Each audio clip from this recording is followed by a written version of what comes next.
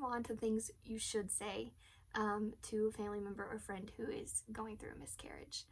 I love you. I had one commenter, she actually commented on my polls on Instagram, that sometimes all you need to say is simply, I love you. You don't give advice at a funeral of a loved one. You don't give advice at, when someone dies that lived for a long time. You just say, I love you.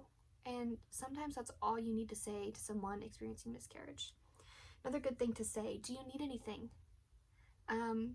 When we lose a grandparent or a parent or a child or a niece or nephew, people are right on, cooking casseroles and coming over and, giving you their company. That doesn't happen with miscarriage, and I think it's because people don't know really what they can do. You can do the same things, or you can simply just ask, do you need anything? I'm here to listen if you need me. That's one of the best ones. It was really, really good to have the support system that I did. I had a handful of friends that was there for me and family that was there for me, and it was good to talk about it. I don't know what I just did with my eye.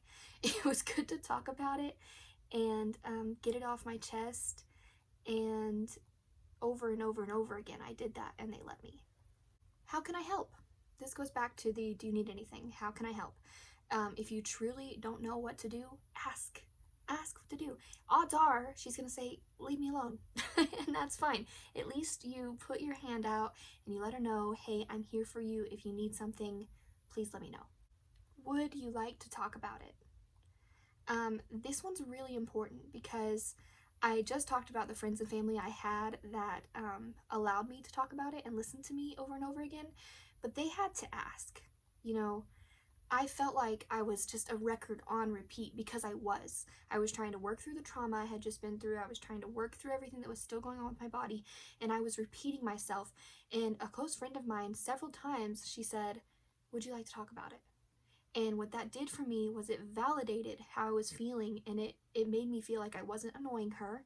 She was just there to listen, and that's what I needed in that time. Feelings are valid.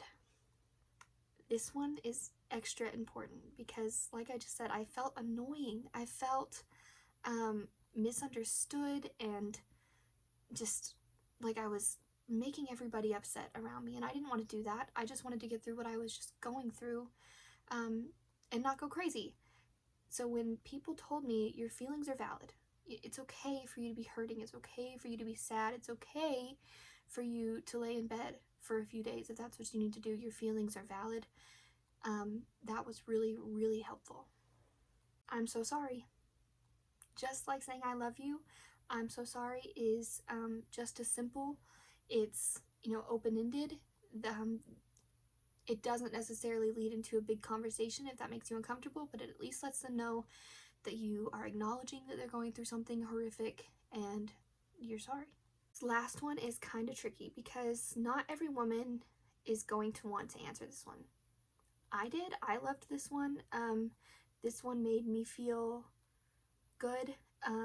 It made me feel like my child wasn't forgotten, but I don't think every woman would want to be asked this. So this might be one you ask a close family member or a close friend if you know them really well and if you feel like this would be good for them. This is just going to be personal judgment.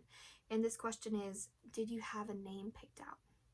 Because our name was Hayden and Lee Ambers, and we actually picked that out after the miscarriage. We went ahead and named. I feel like it was a girl, so we call her. Obviously, we never had the sonogram to tell, but I had a gut feeling that it was a girl, so we call her a girl. Hayden, though, is a boy or a girl name. That's why she has the name Hayden.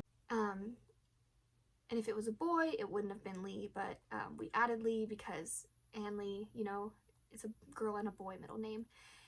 And then Ambers is her last name. So we do have a name for her, and when people asked me her name and remembered her name and spelled her name correctly, that was incredible. So I did appreciate that question, but not everyone would.